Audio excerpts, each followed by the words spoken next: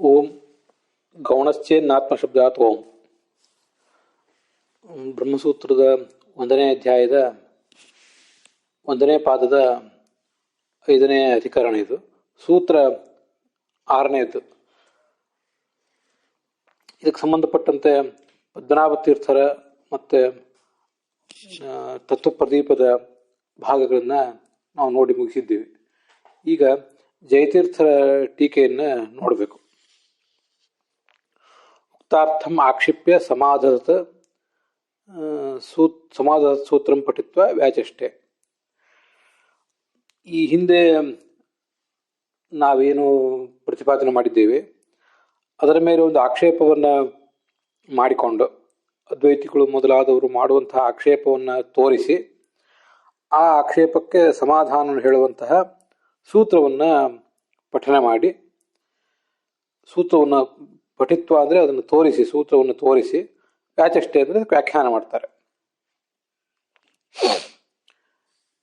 ಅಲ್ಲಿ ನಾನು ಆವತ್ತು ಹಿಂದೆ ಹೇಳಿದ್ದೆ ಅಂತ ನೆನಪು.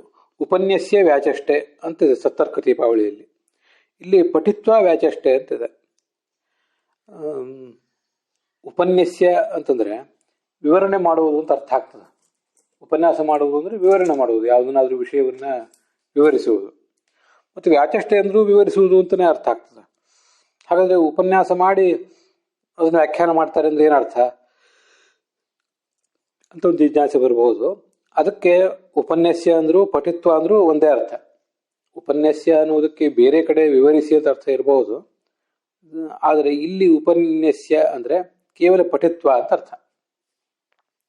ಸೂತ್ರವನ್ನು ತೋರಿಸಿ, ಸೂತ್ರ ಯಾಕೆ ಹೊರಟಿದೆ ಅನ್ನುವುದನ್ನು ತೋರಿಸಿ ಅಂತ ಅರ್ಥ. ಅದಕ್ಕೆ ಹೀಗೆ ಸೂತ್ರದ ಹಿನ್ನೆಲೆಯನ್ನು ತೋರಿಸಿ, ಇದು ಉಪನ್ಯಾಸ್ಯ ಪಠಿತ್ವ ಅಂತ ಅನ್ನೋದಕ್ಕೆ ಅರ್ಥ. ಮುಂದೆ ವ್ಯಾಚಷ್ಟೆ ಅಂದರೆ ಅದನ್ನು ವ್ಯಾಖ್ಯಾನ ಮಾಡ್ತಾರೆ. ಆ ಸೂತ್ರ ಏನು ಹೇಳಿಕ್ಕೆ ಹೊರಟಿದೆ ಅಂತ ಅನ್ನೋದನ್ನು ವ್ಯಾಖ್ಯಾನ ಮಾಡ್ತಾರೆ ಅಂತ ಮುಂದೆ ಅರ್ಥ. ಇದನ್ನು ಹಿಂದೆ ಹೇಳಿದ್ದೆ ನೆನಪು, ಆದರೂ ಮತ್ತೊಂದ್ಸರಿ ಹೇಳ್ತಿದ್ದೇನೆ. ಯತ್ ದೃಶ್ಯತ್ವಬಲಾತ್ ಬ್ರಹ್ಮ ವಾಚ್ಯಂ ಇತ್ಯಾದ್ಯುಕ್ತಂ ಇತ್ಯುಕ್ತಂ ನತದ್ಯುಕ್ತಂ. ಈ ಹಿಂದೆ ನೀವು ಅಭಿಪ್ರಾಯಪಟ್ಟರೆ ದೃಶ್ಯತ್ವಬಲಾತ್ ಬ್ರಹ್ಮ ದೃಶ್ಯನಾಗಿರುವುದರಿಂದ ವಾಚ್ಯಂ, ಅದು ವಾಚ್ಯವಾಗಿದೆ ಅಂತ ಹೇಳಿದ್ರಿ. ಆದರೆ ಅದು ಸರಿಯಲ್ಲ. ಯಾಕೆ ಅಂದರೆ ಯತಃ ಈಕ್ಷತಿ ಶ್ರುತವು ಜೀವಾಖ್ಯ ಗೌಣಾತ್ಮ ದೃಶ್ಯ ಉಚ್ಯತೆ. ಈ ತದೈಕ್ಷತ ಇತ್ಯಾದಿ ಏನು ವೇದವಾಕ್ಯಗಳಿವೆ, ಆ ವೇದವಾಕ್ಯಗಳನ್ನು ಈಕ್ಷತಿ ಶ್ರುತಿ ಅಂತ ಮಾತಿನಿಂದ ತಗೋತಿದ್ದಾರೆ. ಈಕ್ಷತಿ ಎನ್ನುವ ವಾಕ್ಯ, ಈಕ್ಷತಿ ಎನ್ನುವ ಶಬ್ದವನ್ನು ಒಳಗೊಂಡಂತಹ ಶ್ರುತಿ ಅಂತ ಅರ್ಥ. ಅಲ್ಲಿ ಜೀವಾಖ್ಯ ಗೌಣಾತ್ಮ ದೃಶ್ಯ ಉಚ್ಯತೆ. ಅಲ್ಲಿ ಅವು ದೃಶ್ಯ ಅಂತ, ಈ ಬ್ರಹ್ಮನನ್ನ, ಆತ್ಮವನ್ನ ದೃಶ್ಯ ಅಂತ ಹೇಳ್ತದೆ ಹೋದದು. ಆದರೆ ಯಾವುದನ್ನು ದೃಶ್ಯ ಅಂತ ಹೇಳ್ತದೆ? ಜೀವ ಅನ್ನುವ ಗೌಣವಾದ ಆತ್ಮವನ್ನ. ಗೌಣ ಆತ್ಮ, ಪ್ರಧಾನ ಆತ್ಮ ಅಂತ ಎರಡು ಬೇರೆ ಬೇರೆ ಇದೆ. ಅದರಲ್ಲಿ ಜೀವ ಎಂಬ ಗೌಣವಾದ ಆತ್ಮನನ್ನು ದೃಶ್ಯ ಅಂತ ಪ್ರತಿಪಾದನೆ ಮಾಡ್ತಾ ಇದೆ. ಹೀಗೆ ಪ್ರತಿಪಾದಿಸಲ್ಪಟ್ಟಿದ್ದಾನ ಅವನು. ಆದ್ರಿಂದ ತದನ್ಯಥಾನುಪತ್ಯಾಚ ಸಯೇವ ವಾಚ್ಯ ಸ್ಯಾತ್ ನ ಗುಣಾತೀತಂ ಬ್ರಹ್ಮ ಈಕ್ಷತಿ ಇತ್ಯುಕ್ತಂ.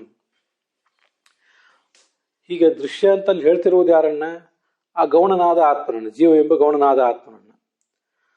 ಆದ್ರಿಂದ ತದನ್ಯಥಾನುಪತ್ಯ, ದೃಶ್ಯ ಅಂತ ಹೇಳಿರುವ ತತ್ವ ಅಂದರೆ ದೃಶ್ಯತ್ವ. ದೃಶ್ಯತ್ವ ಅನ್ಯಥಾನುಪತ್ಯ, ದೃಶ್ಯತ್ವವನ್ನು ನಾವು ಹೊಂದಿಸ್ಬೇಕಂತಾದ್ರೆ ಸಯೇವ ವಾಚ್ಯ ಸ್ಯಾತ್, ವಾಚ್ಯ ಅಂತ ಆಗ್ತಾನೆ. ಹೌದು, ದೃಶ್ಯನಾಗಿರುವುದರಿಂದ ವಾಚ್ಯ ಅಂತ ಹೇಳಿದ್ ಸರಿ. ಅದು ಯಾವುದು? ಗೌಣನಾದ ಆತ್ಮ ಅಷ್ಟೆ. ನ ಗುಣಾತೀತಂ ಬ್ರಹ್ಮ. ಆದರೆ ನಿರ್ಗುಣವಾದಂತಹ ಬ್ರಹ್ಮ ಏನಿದೆ ಅದು ಈಕ್ಷತಿ ಶ್ರುತಿಯಿಂದ ಪ್ರತಿಪಾದ್ಯವೇ ಅಲ್ಲ.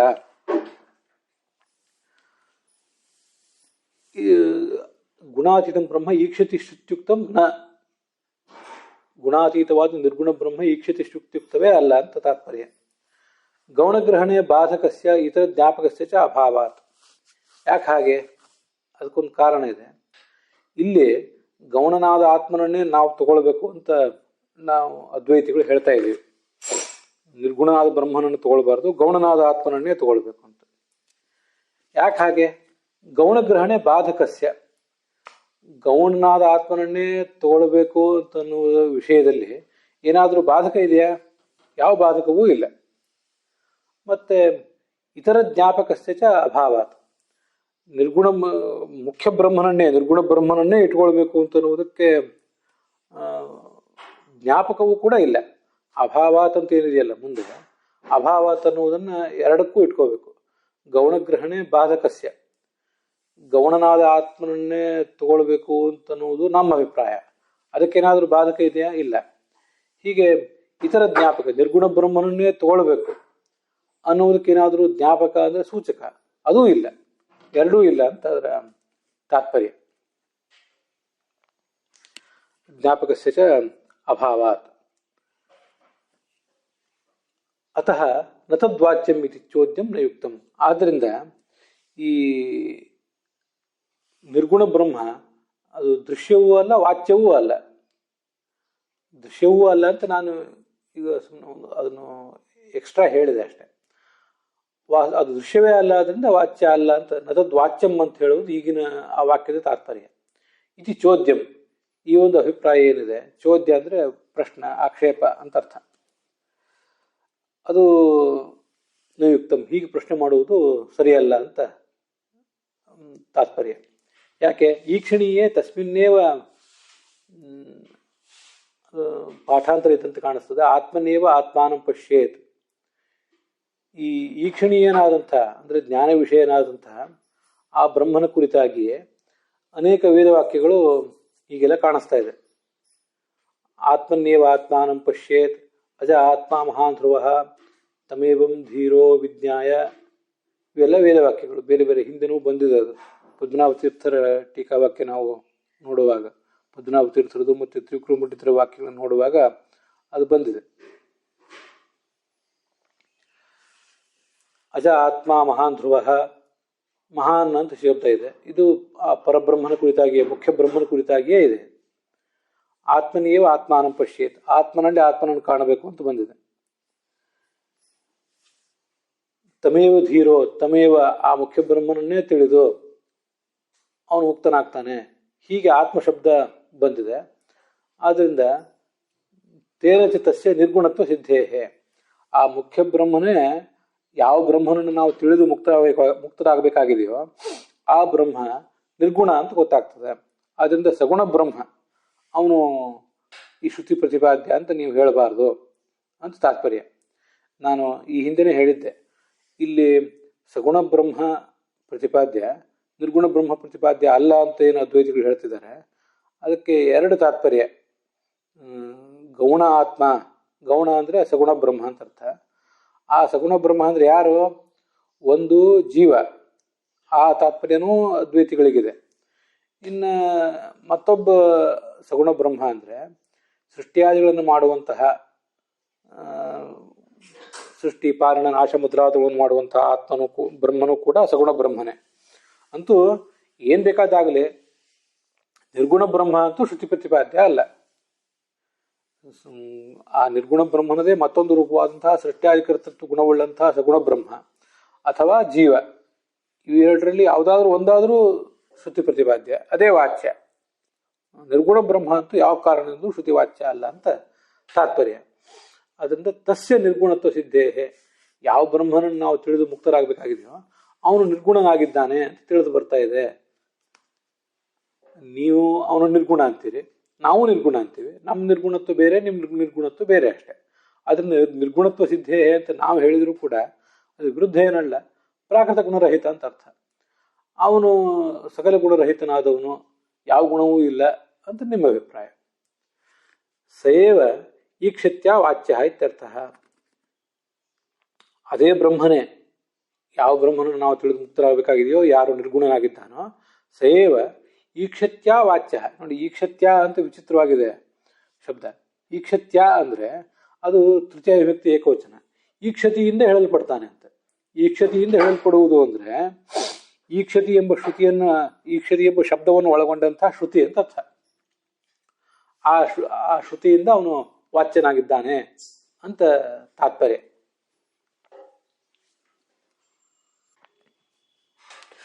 ನನು ಆತ್ಮಶಬ್ದ ಸದ್ಭಾವೇಪಿ ಕುತೋಯಂ ನಿರ್ಗುಣ ನ ಗೌಣ ಇತ್ಯತಃ. ಹೌದು, ಆತ್ಮಶಬ್ದ ಅಲ್ಲಿರಬಹುದು. ಆತ್ಮಶಬ್ದ ತಂತ ಸೂತ್ರಗಾರರು ಹೇತುವನ್ನು ಕೊಟ್ಟಿದ್ದಾರೆ ಅಂತ ನೀವು ಹೇಳ್ತಿದ್ದೀರಿ. ಆದರೆ ಆತ್ಮಶಬ್ದ ಇದ್ದ ಮಾತ್ರಕ್ಕೆ ಅದರಿಂದ ಏನಾಗಬೇಕಾಗಿದೆ? ಆತ್ಮಶಬ್ದ ಇರಲಿ. ಅಯಂ ಆ ಶ್ರುತಿಯಿಂದ ಪ್ರತಿಪಾದ್ಯನಾದವನು ನಿರ್ಗುಣ ಬ್ರಹ್ಮನೇ ಆಗಿದ್ದಾನೆ, ಹೊರತು ಗೌಣ ಬ್ರಹ್ಮ ಅಲ್ಲ ಅಂತ ಯಾಕೆ ಹೇಳ್ತೀರಿ ನೀವು? ಆತ್ಮಶಬ್ದ ಇದ್ದ ಮಾತ್ರಕ್ಕೆ ಅದು ನಿಮ್ಮ ಅಭಿಪ್ರಾಯಕ್ಕೆ ಸಮರ್ಥಕ ಹೇಗೆ? ನಿಮ್ಮ ಅಭಿಪ್ರಾಯ ಏನು? ಅಯಂ ಇಷ್ಟಿತ್ಯುಕ್ತನಾದವನು ನಿರ್ಗುಣ ಅಂತ ನಿಮ್ಮ ಅಭಿಪ್ರಾಯ, ಹೊರತು ಗೌಣ ಅಲ್ಲ. ಗೌಣನಾದ ಆತ್ಮ ಶ್ರುತಿ ಪ್ರತಿಪಾದ್ಯ ಅಲ್ಲ. ಗೌಣ ಅಂದ್ರೆ ಗುಣಸಹಿತನಾದ ಆತ್ಮ ಶ್ರುತಿ ಪ್ರತಿಪಾದ್ಯ ಅಲ್ಲ, ಹೊರತು ನಿರ್ಗುಣಾತ್ಮನೇ ಶ್ರುತಿ ಪ್ರತಿಪಾದ್ಯ ಅಂತ ನಿಮ್ಮ ಅಭಿಪ್ರಾಯ. ಅದು ಯಾಕೆ? ಆತ್ಮಶಬ್ದ ಇದ್ದದ್ದು ನಿಮ್ಮ ಅಭಿಪ್ರಾಯಕ್ಕೆ ಹೇಗೆ ಪೋಷಕ ಅಂತ ಹೀಗೆ ಪ್ರಶ್ನೆ ಬಂದರೆ, ಅದಕ್ಕೆ ಯೋ ಗುಣೈ ಸರ್ವತೋ ಹೀನಃ ಅನ್ನೋ ಮಾತನ್ನ ಜಯತೀರ್ಥರು ಈ ಪ್ರಶ್ನೆಗೆ ಉತ್ತರ ರೂಪವಾಗಿ ತಗೋತಾ ಇದ್ದಾರೆ. ಯೋ ಗುಣೈ ಸರ್ವತೋ ಹೀನಃ ಅಂದರೆ ಗುಣೈ ಸತ್ವಾದಿವಿ, ಸತ್ವ ರಜಸ್ಸು ತಮಸ್ಸು ಮೊದಲಾದ ಗುಣಗಳಿಂದ ಇಲ್ಲದೇ ಇದ್ದವನು. ಹೇಯೋಪಾದೇಯ ರಹಿತ ಅಂದ್ರೆ ಅತ್ಯುಪಾದೇಯ ಏವ ಇತ್ಯರ್ಥ. ಹೇಯೋಪಾದೇಯ ರಹಿತ ಅನ್ನೋ ಶಬ್ದಕ್ಕೆ ಒಂದು ಬೇರೆ ವ್ಯಾಖ್ಯಾನ ಮಾಡ್ತಿದ್ದಾರೆ. ಹಿಂದೆ ಬಂದ ವ್ಯಾಖ್ಯಾನಕ್ಕಿಂತ ಸ್ವಲ್ಪ ಭಿನ್ನವಾಗಿದೆ ಇದು. ಹೇಯೋಪಾದೇಯ ರಹಿತ ಅಂದ್ರೆ ಅತ್ಯುಪಾದೇಯ, ಭಗವಂತ ನಮಗೆ ಸ್ವೀಕಾರಕ್ಕೆ ಯೋಗ್ಯನೇ ಆಗಿದ್ದಾನೆ ಅಂತ ಅದರ ತಾತ್ಪರ್ಯ. ಯಾಕೆ ಹಾಗೆ ಅಂದರೆ ಅದು ಭಾವದೀಪದಲ್ಲಿಯೂ ಇದೆ, ಹಾಗೆ ಅಭಿನವ ಚಂದ್ರಿಕಾ ಟಿಪ್ಪಣಿಯಲ್ಲೂ ಕೂಡ ಇದೆ. ಅದನ್ನು ನೀವು ನೋಡ್ಬೋದು. ಉಪಾದೇಯ ಏವ ಅಂತಂದ್ರೆ ಹೇಯತ್ವ ಸಹಿತ ಉಪಾದೇಯತ್ವ ರಹಿತ ಇತಿ ಸ್ಮೃತೋ ವ್ಯಾಖ್ಯಾ ಇತಿ ಭಾವ. ಭಾವದೀಪ ಟಿಪ್ಪಣಿಯಲ್ಲಿ ಅದಿದೆ. ಅಲ್ಲಿ ಸ್ವಲ್ಪ ಅಭಿನವ ಚಂದ್ರಿಕಾವನ್ನು ತಗೊಳ್ಳುವುದು ಯಾಕೆ ಅಂದರೆ ಭಾವಪ್ರಧಾನೋಯಂ ನಿರ್ದೇಶ. ಇದೇ ಥರ ಭಾಷೆ ದೀಪಿಕಾದಲ್ಲೂ ಕೂಡ ಈ ಹಿಂದೆ ಬಂದಿದೆ. ಹೇಯ ಉಪಾದೇಯ ಅಂತ ಏನು ಬಂದಿದೆಯಲ್ಲ, ಇವು ಮೂಲ ಪುರಾಣದ ವಾಕ್ಯದಲ್ಲಿ ಧರ್ಮಿಯನ್ನು ಹೇಳ್ತಾ ಇವೆ, ಧರ್ಮಿಯಾದಂತಹ ವ್ಯಕ್ತಿಯನ್ನು ಹೇಳ್ತಾ ಇವೆ. ಹೇಯನಾದ ವ್ಯಕ್ತಿ, ಉಪಾದೇಯನಾದ ವ್ಯಕ್ತಿ ಅಂತ ಹೀಗೆ ಹೇಳ್ತಾ ಇವೆ. ಆದರೆ ಅದಕ್ಕೆ ಅರ್ಥ ಏನು ಮಾಡಬೇಕು ಅಂದರೆ ಹೇಯತ್ವ ಅಂತ ಅರ್ಥ ಮಾಡಬೇಕು, ಹಾಗೆ ಉಪಾದೇಯತ್ವ ಅಂತ ಅರ್ಥ ಮಾಡಬೇಕು. ಭಾವ ಅಂದರೆ ಧರ್ಮ, ಧರ್ಮಿಯನ್ನ ಹೇಳಿದೆ ಆ ವಾಕ್ಯ, ವ್ಯಕ್ತಿ ಅಥವಾ ವಸ್ತುವನ್ನು ಹೇಳಿದೆ, ಅದು ಇಲ್ಲಂತಲ್ಲ. ಆದರೆ ಅದರ ತಾತ್ಪರ್ಯ ಆ ವ್ಯಕ್ತಿಯಲ್ಲಿರುವ ಧರ್ಮವನ್ನು ಹೇಳುವುದು. ಇದಕ್ಕೆ ಭಾವಪ್ರಧಾನ ನಿರ್ದೇಶ ಅಂತಾರೆ. ನಿರ್ದೇಶ ಅಂದ್ರೆ ವಾಕ್ಯ ಪ್ರಯೋಗ. ಎಲ್ಲಿ ಆ ಒಂದು ವಾಕ್ಯದಲ್ಲಿ ಧರ್ಮಿ ವಸ್ತು ಅಥವಾ ವ್ಯಕ್ತಿ ಹೇಳಲ್ಪಟ್ಟಿದ್ರು ಕೂಡ ಅದರ ತಾತ್ಪರ್ಯ ಭಾವ ಅಂದರೆ ಧರ್ಮವನ್ನು ಹೇಳುವುದಾಗಿದ್ದರೆ ಆವಾಗ ಅದನ್ನು ಭಾವಪ್ರಧಾನ ನಿರ್ದೇಶ ಅಂತ ಹೇಳ್ತಾರೆ. ಅದರಿಂದ ಏನಾಯಿತು? ಹೇಯೋಪಾದೇಯ ರಹಿತ ಅಂತಿದೆ ನೋಡಿ. ಹೇಯ ಅನ್ನೋದಕ್ಕೆ ಹೇಯತ್ವ ಅಂತ ಅರ್ಥ ಮಾಡಬೇಕು, ಉಪಾದೇಯ ಅನ್ನೋದಕ್ಕೆ ಉಪಾದೇಯತ್ವ ಅಂತ ಅರ್ಥ ಮಾಡಬೇಕು. ತತಶ್ಚ ಹೇಯತ್ವ ಸಹಿತ ಉಪಾದೇಯತ್ವ ರಹಿತ. ನೋಡಿ, ಸಮಾನಾಧಿಕರಣ ಅಂತಿದೆ. ಸಮಾನಾಧಿಕರಣ ಅಂತ ಅನ್ನೋದಕ್ಕೆ ಹೇಯತ್ವಕ್ಕೆ ಸಮಾನಾಧಿಕರಣವಾದ ಉಪಾದೇಯತ್ವ ಅಂತ ಅರ್ಥ ಆಗ್ತದೆ. ಆದರೆ ಸಮಾನಾಧಿಕರಣತ್ವ ಅನ್ನೋ ಶಬ್ದದ ಬಗ್ಗೆ ಈಗ ನೀವು ತಲೆ ಕೆಡಿಸ್ಕೊಳ್ಳೋದು ಬೇಡ. ಅದು ವಿಕಾಸ ಕಡೆ ಬಂದಿರ್ತದೆ, ಹಿಂದೆ ಖಂಡತ್ರಯ ಮೊದಲಾದ ಕಡೆ, ತರ್ಕಸಂಗ್ರಹ ಮೊದಲಾದ ಕಡೆ. ಅದಕ್ಕೆ ಸರಳವಾದ ಶಬ್ದ ಹೇಯತ್ವ ಸಹಿತ ಅಂತ. ಹೇಯತ್ವದ ಜೊತೆಗೂಡಿದ ಉಪಾದೇಯತ್ವ, ಸಮಾನಾಧಿಕರಣ ಅಂದ್ರೂ ಅದೇ ಅರ್ಥ. ಅಷ್ಟು ಸಾಕು. ಈಗ ಹೇಯತ್ವದಿಂದ ಜೊತೆಗೂಡಿದ ಉಪಾದೇಯತ್ವದಿಂದ ರಹಿತನಾದವನು ಅಂತ ಅದಕ್ಕೆ ಅರ್ಥ. ಅಂದರೆ ಅವನಲ್ಲಿ ಉಪಾದೇಯತ್ವನೇ ಇದೆ ಹೊರತು ಹೇಯತ್ವದಿಂದ ಕೂಡಿದ ಉಪಾದೇಯತ್ವ ಇಲ್ಲ. ಭಗವಂತ ನಮಗೆ ಸ್ವೀಕಾರಕ್ಕೆ ಯೋಗ್ಯನಾಗಿದ್ದಾನೆ ಹೊರತು ಸ್ವೀಕಾರಕ್ಕೆ ಯೋಗ್ಯತ್ವ ಅವನಲ್ಲಿ ಇದೆ ಹೊರತು ಹೇಯತ್ವ, ಅವನಲ್ಲಿ ತಿರಸ್ಕಾರ್ಯತ್ವ ಅಂತ ಅನ್ನೋದು ಅವನಲ್ಲಿ ಇಲ್ಲ ಅಂತ ಅದರ ತಾತ್ಪರ್ಯ. ಅದು ಹೇಗೆ ಅಂದರೆ, ನಮ್ಮ ಎದುರಿಗೆ ಒಂದು ಘಟ ಇದೆ. ಘಟತ್ವ ಉಳ್ಳದ್ದಾಗಿದೆ ಹೊರತು ಪಟತ್ವ ಸಹಿತ ಘಟತ್ವ ಉಳ್ಳದ್ದಾಗಿದೆಯಾ? ಇಲ್ಲ.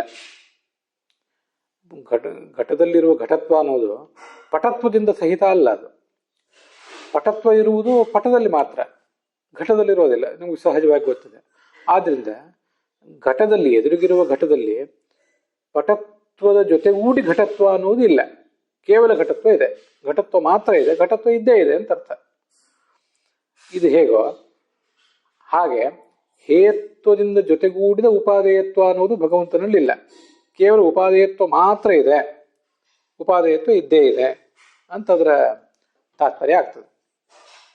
ಉಪಾದೇಯ ಏವ, ಅದರಿಂದ ಭಗವಂತ ಉಪಾದೇಯ ಮಾತ್ರ ಆಗಿದ್ದಾನೆ, ಅಂದರೆ ಉಪಾದೇಯತ್ವ ಉಳ್ಳವನು ಮಾತ್ರ ಆಗಿದ್ದಾನೆ ಅಂತ ಹೀಗದರ ತಾತ್ಪರ್ಯ ಆಗ್ತದೆ.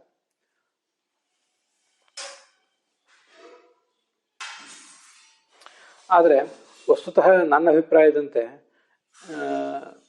ಭಾವಪ್ರಧಾನ ನಿರ್ದೇಶ ಅಂತ ಅರ್ಥ ಇಟ್ಕೊಂಡು ಅದಕ್ಕೆ ಹೀಗೆ ಅರ್ಥ ಮಾಡೋದಕ್ಕಿಂತ ಹೇಯೋಪಾದೇಯ ರಹಿತ ಅನ್ನೋದಕ್ಕೆ ಹೇಯನಾದ ವಸ್ತು ಅಥವಾ ವ್ಯಕ್ತಿ, ಉಪಾದೇಯ ಅಂದರೆ ಸ್ವೀಕಾರಕ್ಕೆ ಯೋಗ್ಯನಾದಂಥ ವಸ್ತು ಅಥವಾ ವ್ಯಕ್ತಿ, ಇವೆರಡೂ ಇಲ್ಲ ಭಗವಂತನಿಗೆ.